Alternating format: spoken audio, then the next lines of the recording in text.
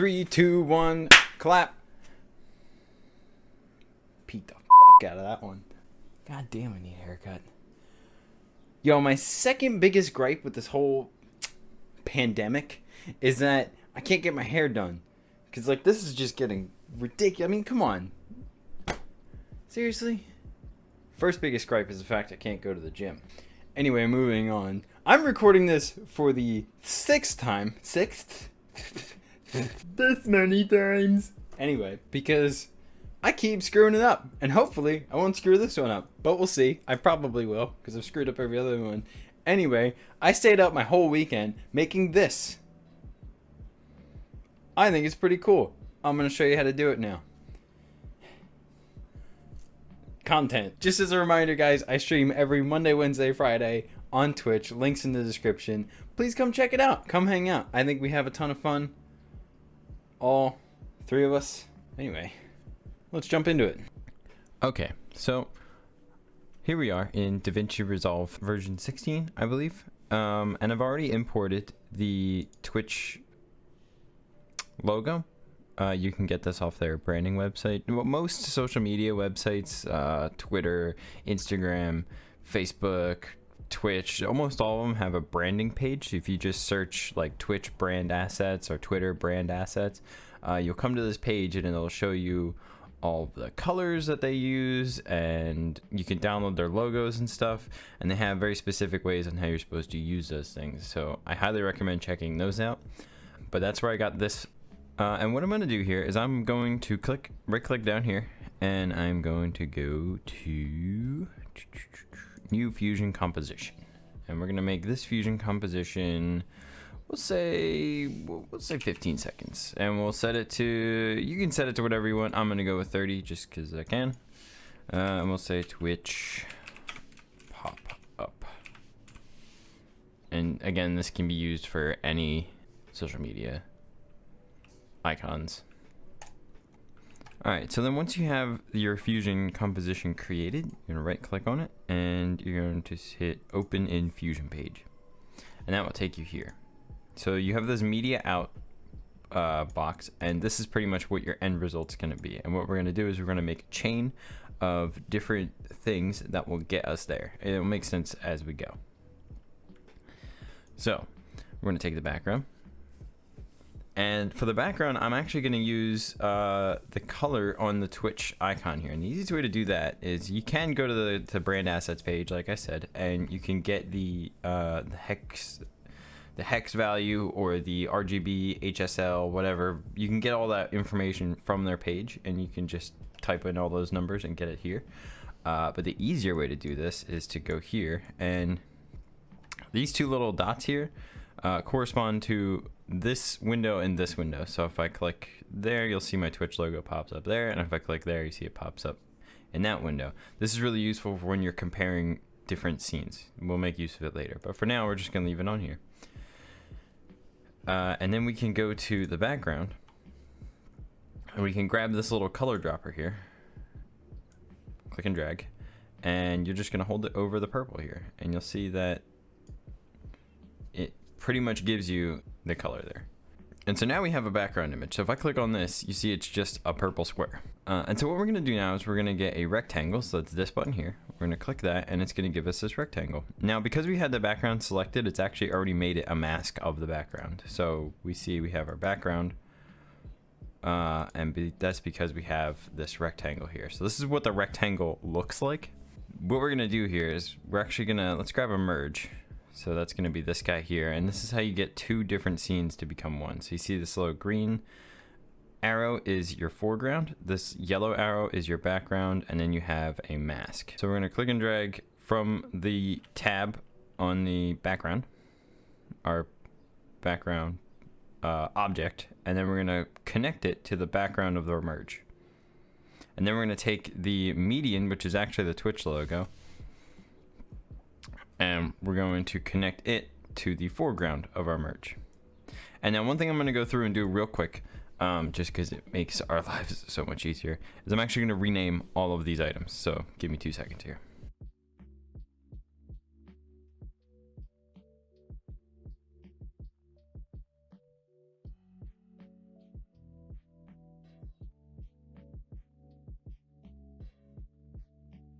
All right, so I actually disconnected the icon because I forgot there's another merge that has to go there. But to rename objects in the Fusion window, what you're gonna do is you can either right click on it and go to rename, or you can just click on it and hit F2 on your keyboard. And then you can rename it to whatever you want. So I'm gonna call this Twitch icon. So that's what it is. And then, like I said, there's actually another thing that has to go here. You see I named this background text because this is what's gonna merge our background to the text. Before we do that, we're actually going to change the size of this rectangle. So you see, we click on the rectangle, there's these width and height adjusters over here. So I'm actually gonna make this smaller. The width can be kind of whatever you want. You can actually make it even smaller, because this is going to be kind of in the corner. So let's go.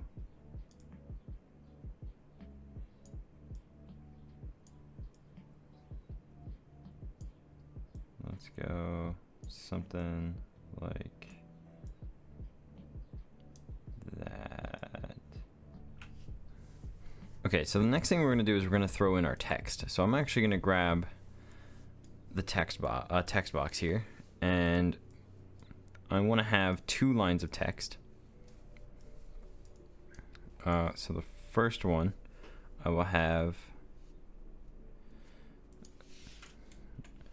TTV, we'll call it.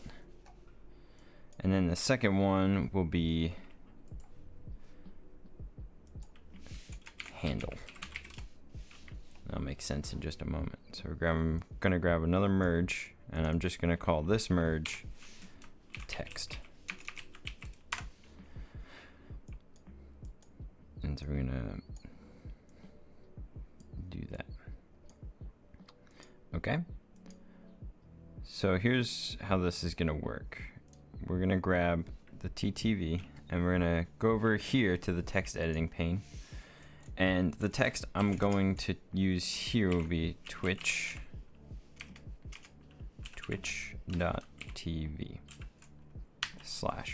Okay. All right, and you can use whatever font you want. I've actually grabbed this Coda one off of in the extra bold style off Google Fonts. Great resource for different fonts. And I like it because it's nice and blocky, and that's kind of what I'm going for here. You can change that up based on your personal style. So we'll switch this one to Coda as well. Whoops. And then for the handle, we're actually going to type our Twitch username. So in this case, mine is snowstuff123. And then we'll go to the text area here, and we will move the twitch.tv on top of the snowstuff123. So now we have that. Then we can connect that to our background to text merge. So we're going to grab that, connect it to our background to text merge. So that merges those two. And now this is kind of what we have. So you see our text is currently huge. So we can actually go ahead and start to resize that. And we can bring it down and move it into our Twitch logo like so.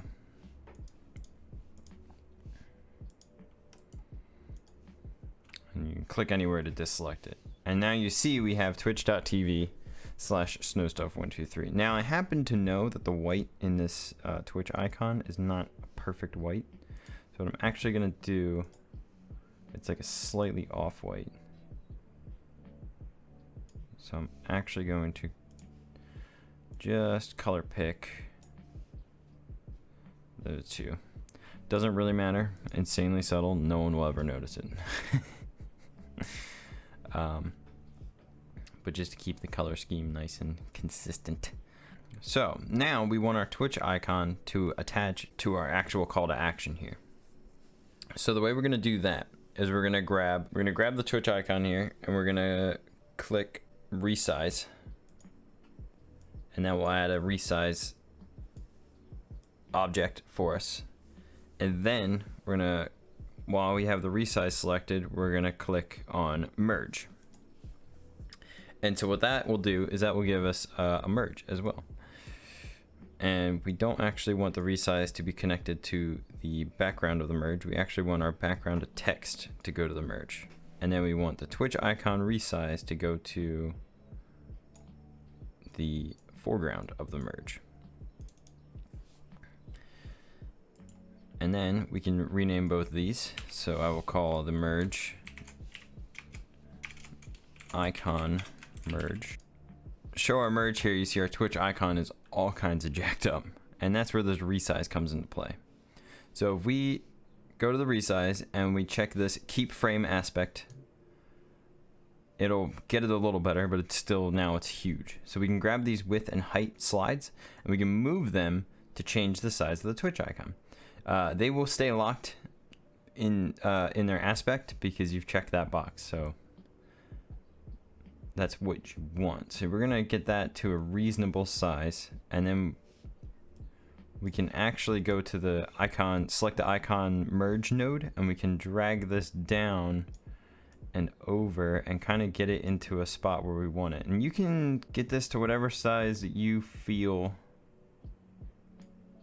kind of works for you. I like that right there. I think that looks pretty good.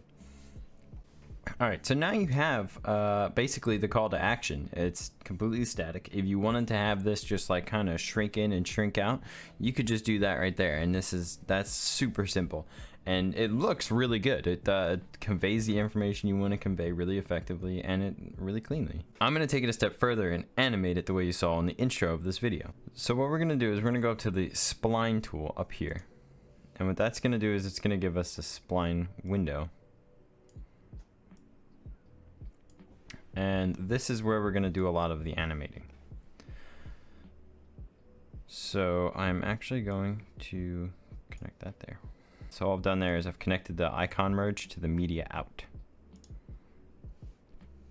I'm going to set the icon merge to be the first window, and I'm going to set the media out to be the second window.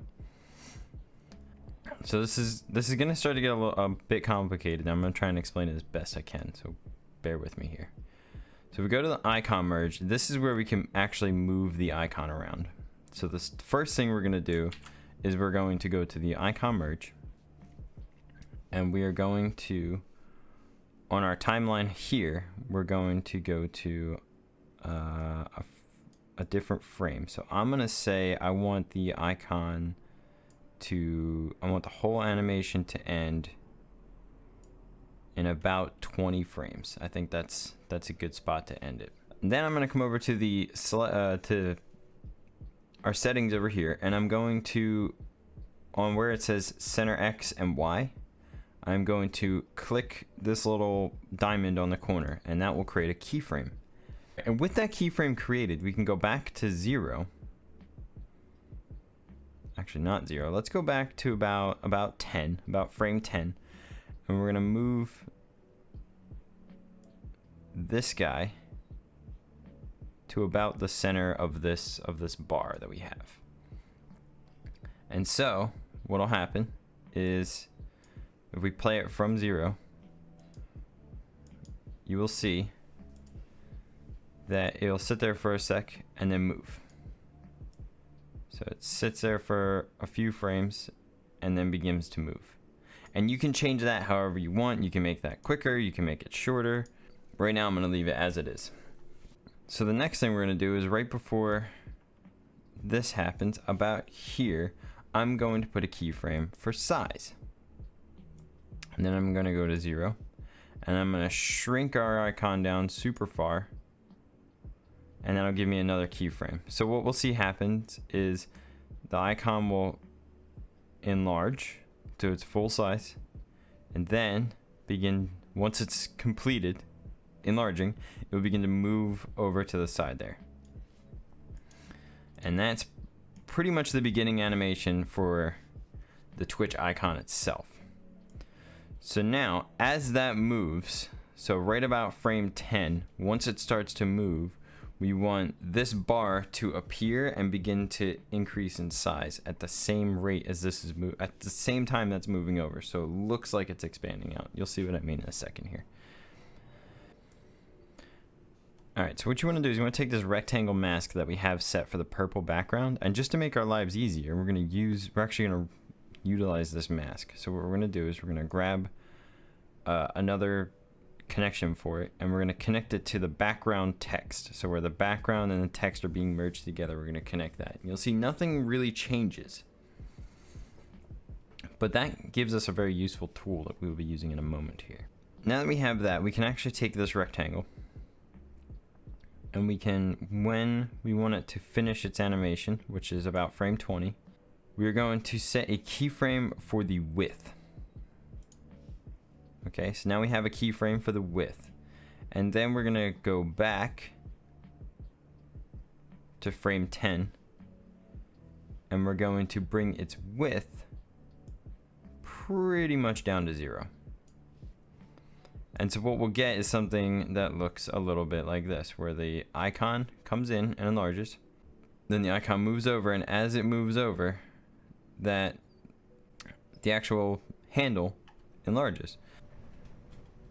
And you see it's a really nice fluid, comes in, and it's a really nice, super clean. Comes in, enlarges, and then you can take these and reverse them at the end of our animation, and it will do the whole thing opposite. So I want to make these animations a little more fluid. So I'm going to zoom in here on the spline window, and what we're going to do is we're going to first hide the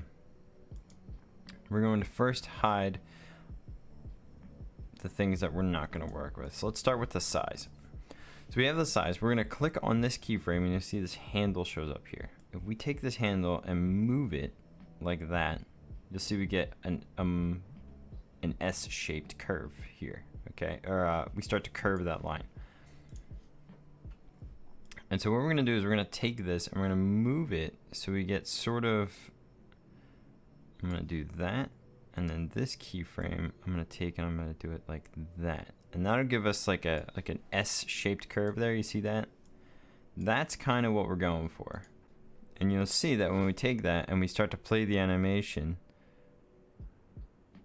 it like speeds up. It's like fast. It comes like, it's like more whippy versus just coming in at like a constant rate. It kind of like whips in.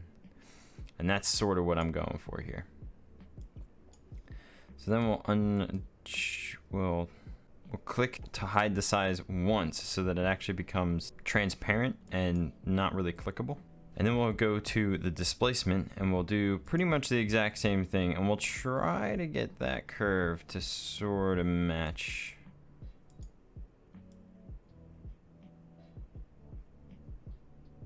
As close as we can. And we do that. See how, did you see that? It's hard to like, it's hard to like demonstrate because it's subtle and it happens really fast, but I really like the way it looks. So now what's happening is the icon's moving over faster than our rectangle is widening. So the way we fix that is we just do the same S curve on the rectangle. Now this is a much more shallow curve, so this is going to take a little bit of finagling to get it to a point where it's really good.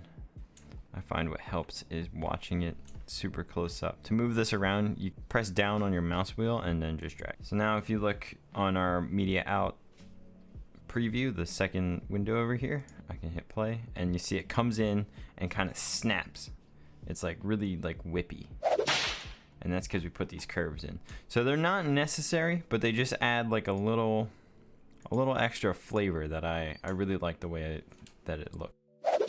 So now we're going to reverse this, and I chose these really even frames to complete the different animations because it's just going to make it a little easier to figure out where we want to put them at the end of the video. So I have it set so it takes 10 frames to complete the first half of the animation and then 10 frames to complete the second half.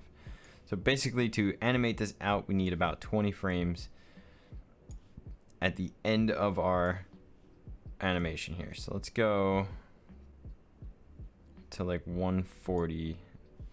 I know I actually put in like a 15-second timer, but like it really doesn't matter. And because I'm gonna export this as a transparent video and then put it over videos as I'm editing them. I can always cut out the middle of it to make it shorter if I want. So the length of it doesn't really matter, because you can always lengthen or shorten it. It's just the ends that are the important part, because the rest of it's static, which makes it simple to animate and easy to work with, which is why I like it. So we're actually going to deselect all the icon merge things. So I'm going to select these points by clicking and dragging. I'm going to right click and I'm going to copy points. I'm going to go to our 140th frame because I just feel like that's a good spot to be. Doesn't really matter. You do it however you want. And then I'm going to paste points value. And you'll see what that did there was it jacked up our animation. But that's okay, because all we have to do is right click and then hit reverse, and you'll see it flips it. And so now what happens is when we get here, our bar gets smaller at the same rate that it got bigger. So it's an exact mirror. And then we'll do that for the other two. Just as a note, I don't think you can do this more than one at a time. Maybe you can. I haven't gotten it to work. I only just started learning how to do this. Paste points value. There we go. And then reverse. And then we'll grab the size for the last one. And this one will actually happen at 150 frames. So we're going to grab this. We're going to copy with Control C. I'm going to use keyboard shortcuts for this one. Go to 150 frames, Control V, and then just press V, and that will reverse it. Alright guys, and that's pretty much it. Go ahead and just export this as a transparent video file, and you can throw it on top of just about any video you make. It works really well because it's so small. It works really well for YouTube videos where you don't want it to be very intrusive. It also works well for Twitter and Instagram videos. And you can use this technique to make it for any other social media platform. I just use Twitch in this example, but obviously you can use it for Instagram, Twitter, YouTube, whatever you want. It's pretty much the exact same process.